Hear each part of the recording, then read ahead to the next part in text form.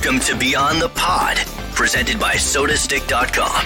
Brunette, he moves, Brunette back in, he scores! Minnesota has upset the Colorado Avalanche! Andrew Brunette, the game-winning goal! Here are your hosts, the second greatest scorer in Gopher hockey history, Pat Micheletti, and the second greatest hockey analyst on this podcast, Brandon Mileski. Hey, welcome to another episode of Beyond the Pod. Brandon Mileski along with Pat Micheletti. I'm in the Twin Cities. Pat's up somewhere by Lake Superior. Enjoying some vacation time, Pat? I am. It's been great, but unfortunately ends today, and I'll be back tomorrow. All right, sounds good. We're now joined by the head coach of the St. Cloud State men's hockey team, Brett Larson. Brett, thank you so much for your time. I know typically coaches would rather talk about their players and their team, but I want to ask you one question about yourself, if that's okay. Sure. You signed the contract extension a couple months ago for 7 years. I would have to imagine as a first-time head coach, like being named head coach for the first time is a pretty special feeling. How does it compare or contrast to the second extension? Because I would also have to imagine there's probably a little bit of insecurity and uncertainty the first time, not knowing what your future is. Knowing that a university has committed to you for another 7 years after the work you've done, I have to imagine that's pretty special too. Yeah, it certainly meant a lot to get, for me, it felt like they trusted me. They trusted what we're doing with the program. Certainly we haven't done everything right since we've been here. We've learned as we've gone. And I think the most important thing for me is learning these first 3 years through a few ups and downs, through, a year where I took over. And my biggest thought is I can't screw this up. It's such a good group. And Bob and Ravs and Gibby had done such a great job putting that group together. And to the second year where we lost 14 of those guys and had to start kind of rebuilding again a little bit. And what those guys went through, some of those older guys with Nick and Jack Paling and Jack Ashan and Wallen and Custer and those guys, that could have been a tough year. But boy, by the second half of the year, we were really headed in the right direction. Unfortunately, got clipped because of COVID. And then with the group this year, a young group that we really felt had a chance to do some things. It's been a lot of fun. And for me, fortunately, I think the biggest thing I've learned, and every coach that I've talked to said the same thing, you got to surround yourself with good people. And having Nick Oliver and Dave Shayak on the staff now has been phenomenal. Do you ever go back now? I mean, now you'll be in whatever your third year as the head coach, and go back to that and to that first year and say, yeah, you know what, I'm doing. I got to do it differently. I've got to. I really know what my mistakes were and what we did well. And, how often do you go back and look at something like that? Well, we do. And it's interesting. We did change some things in the playoffs this year. We kind of felt like our Thursday night meetings in the playoffs the first year got really emotional. We hit the guys with a lot of emotion. I mean, it was a lot of rah-rah. It seemed like the guys were ready to jump on the ice right there. And we almost wondered if we expended too much emotional energy that way. Yeah. This year throughout the playoffs, we kind of used a one-game shot mentality where, hey, it's just like the previous game we played. Nothing's different. It's a playoff game. We're going to prepare for it. Here's how we're prepared. Here's our plan. Here's what we're going to do. But we didn't get into a lot of emotion the night before the games. And that was something that we learned from. And I think it helped our guys a little bit this year, where you can only expend so much emotional energy throughout the week. And if you expend it all, you don't have any when you get to the game. So we've tried to change that a little bit. Okay. Now, I mean, it's really, when you look at what you have at St. Cloud, right? Your first year coming in, like you said, don't want to screw it up. You had, high end, high elite players. And then the following year, like you said, you lose so many, kind of the underdogs, no one expecting you to get to where you got to, right? And around the country, maybe You guys internally felt you could do it. That's a different conversation. But this year now, you're going to be going right back to that bullseye on your back. Yep. Right. Yeah. And so how as a coach do you prepare your guys to understand that we're back to being where we were? Well, again, we try not to, just like last year, we didn't want to focus too much on anything other than the day to day. We really tried to focus it, narrow our focus down. Yep. A lot of times that first year we talked a lot, it just was talked about how highly we were rated, this, that, the other thing. And this year we've already tried to drill it into their heads that it's not going to matter, that the only thing that matters is we're ready for St. Thomas on October 2nd.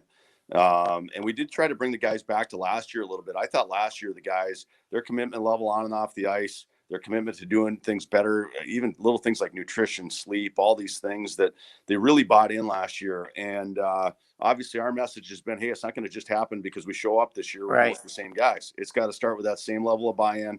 It's got to start being ready on day one. You know what? We've just talked about new team, new challenge, new season. Well, and, challenges are always different. Well, that's the, just from watching how you coach, how your other coaches coach, and how you communicate with your players. I mean, to a man, I mean, they all believe the same thing, which is hard to do, hard to get everybody on that same page. And, I think that's been, why you guys are so successful. Well, you know where that comes, Pat, probably better than anybody. And we'd like to take credit as coaches, but it comes from your leadership. I mean, it starts with Spencer Meyer and our leadership group. Those guys are phenomenal. Those guys are all in. Yeah. They love this program. They love what it's about. They know it's bigger than them. And they want to leave their mark on this thing. And it's funny, I was listening to your intro, how you guys both had the second best, second best this, second best that. Our guys are like, man, are we tired of finishing second? We finished second in the league last year. We finished second in the league tournament last year, and we finished second in the country. So I thought you guys got the right guy on the show this morning. It's been second best. Nobody's better at being first losers than me and Pat. Right, exactly. Brett, you mentioned, 2 seasons ago, you guys got clipped because of COVID. Last year, you had to navigate through all the protocols and really kind of persevere through all that just to get to the championship game. And now it's maybe still around here for a third season. So I want to know, one, how difficult was it to navigate through that last season? Because it felt like sometimes the team that just could stay the healthiest and stay away from it might be the most successful. And are you concerned at all about still having to deal with some of that stuff for this a third consecutive season? Yeah, obviously you're watching the news every day, right? And you're seeing what's coming down the pike, and you're hoping that things are heading in the right direction, because last year, to be honest, was tough. But at the end of the day, it's funny. Our motto throughout the year just became, let's make this worth it. Yeah. I mean, let's make all this worth it. And I think for the most part, the guys did. You think of it, these guys, they lived at their apartment and the rink last year. That was it. Yeah. There was no going out on a Saturday night after a sweep at home. There was no, really doing anything. And those guys persevered throughout it. There were days where we had to just find ways to try to make it fun coming to the rink, making sure that they were thankful for having the opportunity to come to the rink. And keep their spirits up that way. But these guys battled through it, and I know they're excited this year. I'm just really hoping that we get to the point where there's going to be fans in the rink. People can see this team play. Yeah. Our guys, let's face it, that's one of the funnest things of playing in this league. Playing these big rivalry games. Plus, we got the Gophers again this year. We got Wisconsin again this year. Yeah. Bemidji, St. Thomas. Like, we're excited about our schedule. So we're just hoping that, hey, somehow, some way, we find a way to play, and we play with fans, and hopefully we're heading in the right direction. Well, yeah. I mean, listen, the only time I talked to you last year was via Zoom. Yeah.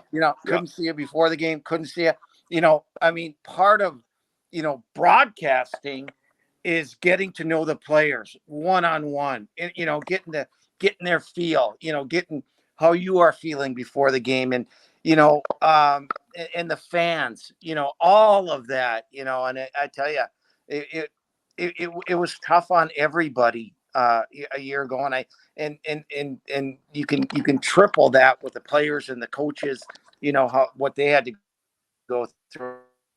It was just No, yeah. You think about the beginning of the year, we spent, I think it was 23 or 24 days in the pod, out in Omaha, where we laughed. I never wanted to eat chicken and pasta again in my life, because it seemed to be it's the hockey player's meal, right? That's what you're eating before the game and all that. So we did away with chicken for the rest of the year. But you know what? Those guys, they sacrificed. a big thing that we talked about, and I know it sounds cliche, but we just wanted to say, hey, let's be thankful we get to play. Let's be thankful we get to play. And I know that'll be the same this year. I'm just hoping for these kids that we get the fans back in the buildings, and hopefully we are gonna. It sounds like we're gonna right now, and just get that. Like you said, even having you down in the locker room, Pat, having those personal connections. Hockey's such a personal game that way. There's so much passion in it, and getting the people back in the building, the people back around the program will be great. Hopefully that's going to happen. Can you give us an update on Easton Brodzinski? Horrible injury, felt so horrible. He was, playing really, really well at the end of the year there. I mean, all year, but really coming into his own. What's his status as of now? Well, I can tell you, I just walked by him and he walked by me, so that was a good thing. He was walking, and he's been on the ice. He's been out on the ice. He's been skating. Now, I can just tell you, he's a little ahead of where they hoped he would be. I still think there's a chance he could play to start the season. If not right at the start of the season, it should be close. He's really been working hard. He's such a huge part of this program. And he's such a good kid, and he's just grown as a player.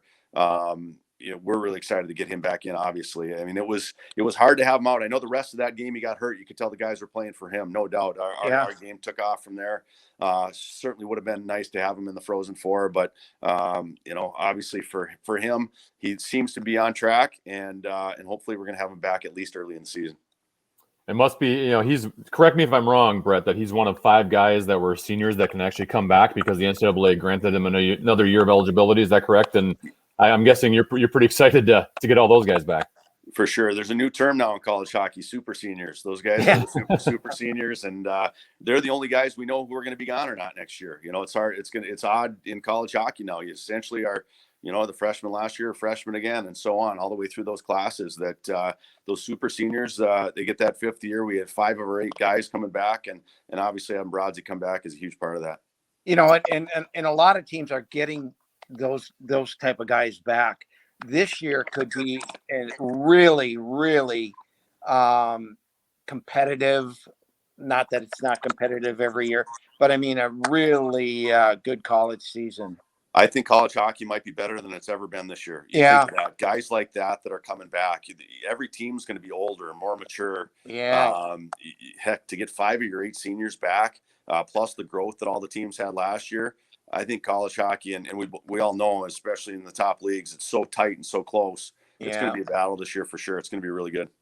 How was your first experience with the transfer portal? I had to assume both in terms of keeping your own guys and maybe looking at other players, that had to have been an interesting experience. Well, just with all this stuff hitting at once, the extra eligibility because of COVID and the transfer portal, the ability, obviously now with the rule, they don't have to sit out if they transfer. It's a whole new world right now.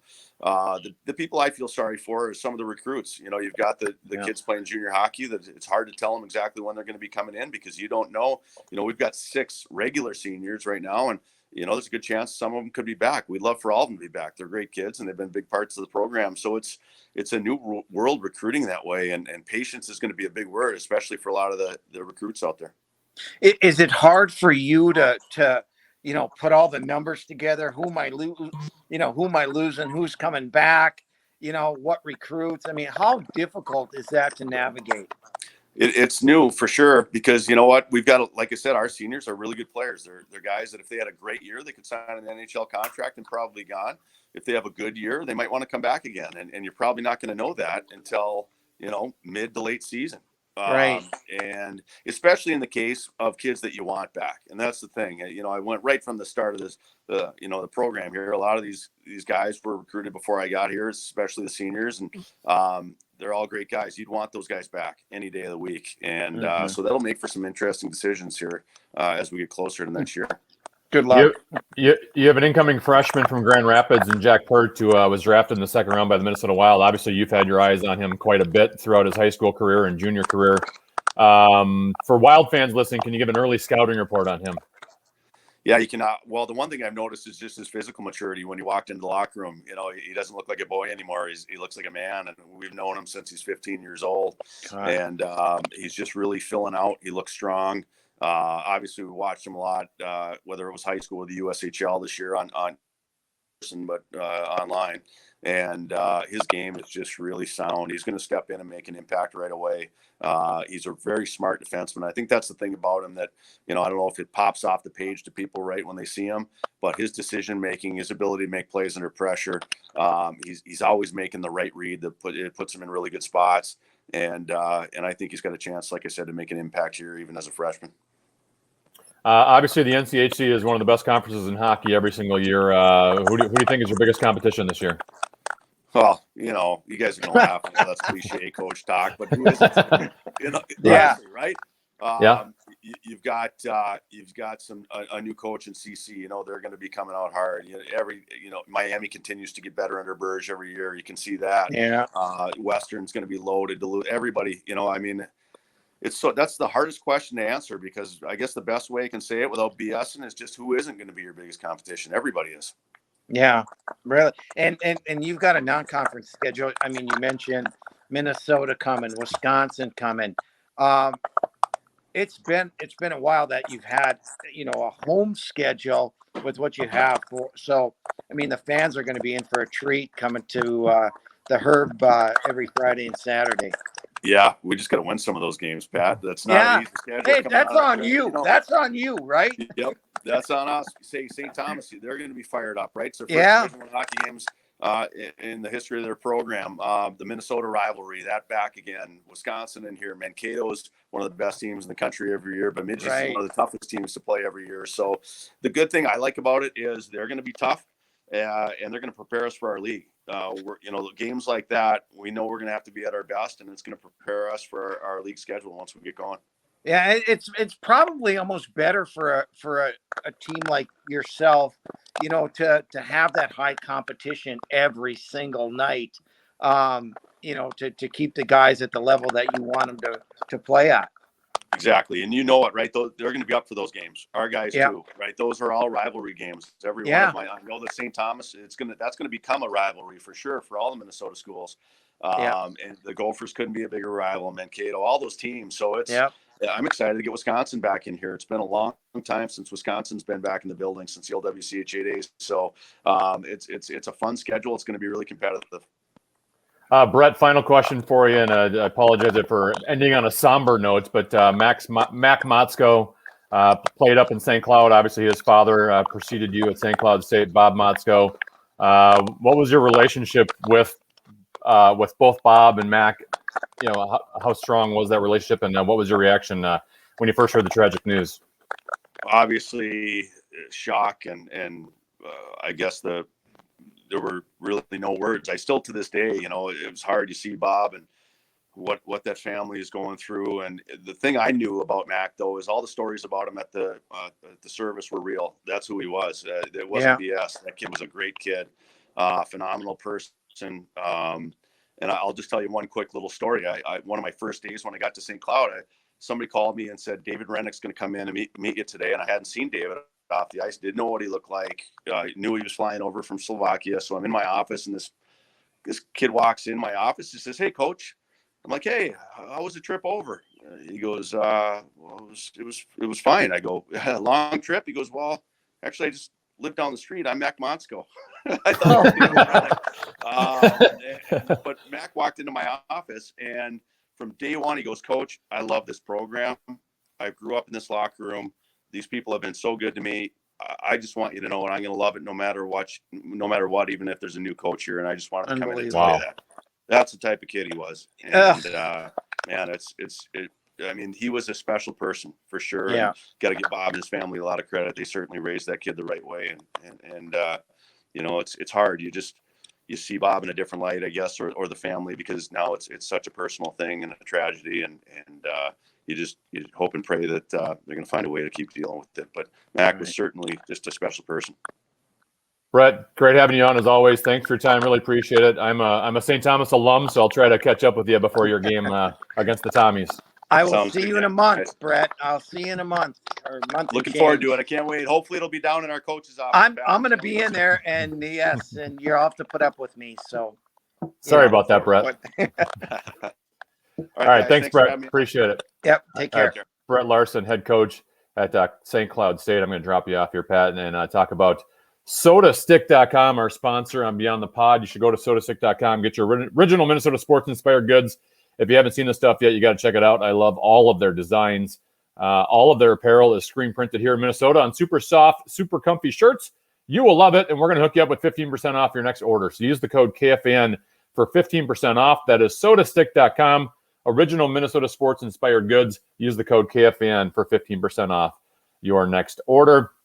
A couple of Minnesota Wild developments, Pat, as we finish off the podcast here. The Wild signed Kevin Fiala to a 1-year, $5.1 million contract. Obviously, we knew once they went to arbitration that he was going to be locked in at some sort of deal, whether it was 1 year or 2 years. I still look at Fiala as more than a $5.1 million guy. I know it's a 1 year thing, and he's going to have a chance to increase on that. I don't know how much he's asking for, and maybe he's asking for too much, and that's where the divide is. But I still look at him as a $6 to $7 million player, and I think he's worth that with what he's proven in the last 2 years. Well, he's trending where you want him to trend. Listen, they got him signed. That's the most important thing. I think he'll play with an extra motivation this year to earn what he thinks he deserves. And guess what? I think the Minnesota Wild will pay him if he continues to do what he's been doing. So, the good thing is he signed. They can worry about it next year. And, if he puts up 30 to 35 and, is your go-to guy or one of the go-to guys, then you pay him. And I don't think they'll have a problem doing that. But, they couldn't hit the mark, what he wanted and what the team wanted. And so they buy themselves a year and that should motivate Kevin to get to where he wants to go. It's interesting where, Fiala has kind of been putting these numbers up by himself, Pat. I mean, 2 years ago when he went on that run, it's not like he was playing with, I guess playing with Eric Stahl a little bit. Last season, he's kind of getting the scraps, right? I mean, Kaprizov's going to get Zuccarello, and you're keeping Greenway, Eriksson, Ek, and Foligno together. He was playing with at the end of the year, playing with like Ryan Hartman as a center time. I mean, he's getting a lot of scraps and still putting up pretty good numbers. Yeah. Scraps is a little, it might be a little harsh. Yeah. I didn't mean to be that mean. I know. I get what you're, but he's a legit first line type forward. Absolutely. Yes. Yep. I agree. Yeah. He's not with Kaprizov every shift and Zuccarello, your high enders. So yeah, I mean, you got to give him credit. And, there was a point, Brandon, where, Kaprizov started getting all the press and publicity and he's the guy. And there was a little sulk period. And then after that, he just said, well, you know what? Best way to show him is to do it. And he did. And so, maybe he's going to have to do it again this year, to earn the contract that Kaprizov is probably going to get. So, again, I listen, I'm just happy he's back, and he's going to be a key guy to the success of the team. You mentioned him and Kaprizov barely kind of playing together. If Kaprizov didn't have so much chemistry with Zuccarello and kind of able to elevate him, and Zuccarello elevating Kaprizov a little bit, I still would like to see a little bit more of those two together. I know it, decreases the amount of depth and hurts. Yeah. Because what are you going to throw out there for your next second or technically third line at that point? I still would like to see those two play a little bit more together. But so would I. Maybe if they fit together, right? Sure. I mean, if they fit together, why is Zuccarello good with Kaprizov? Because he can find them. He knows his role is really not to be a scorer. They think similarly. Yeah. Right. And I don't know. And maybe Kaprizov and Fiala would hit it off. We don't know because we only see him, at the end of a game or on a face-off in the offensive zone, whatever the case. So we all, that they may be a great combo together, but they may not be also, right? Because they both want the puck, they both want to score, and so we don't know that. It would be great, right, if you had a Zuccarello and a Kaprizov together, and a Fiala and a player that is of that elite status. Because then you'd be in really. Hopefully Rossi and Boldy can get to that point. Right. Just a matter of how long that'll take, though. Yeah, maybe one of those two guys will be the guy, and I think they will eventually. Once they get acclimated to the league, but they find a right combo with Fiala. That makes his team a lot different. Speaking of Kaprizov, it seems like we've had mostly negative contract negotiation news throughout most of the offseason. It sounds like there's a glimmer of positivity since the last time I talked to you, because I think we talked last time about the Russia threat, right? Yes, we did. Michael Russo reporting that the Wild and Kaprizov are making headway. It just seems inevitable here, Pat, that we kind of thought this from the get-go, but obviously when Kaprizov's agent's making the threats he is and leaking stuff out to the media, it gets the fan base all riled up. But it seemed like this was always going to head towards a 4 to 6 year deal, probably in the $9 million range. And I think that's eventually where we're going to land. Just depends on how long it takes to get there. I don't blame the agent again, and I don't blame the team. They're both trying to do what is best for them. I don't like the leaky stuff, that does negotiating through the media. Yeah.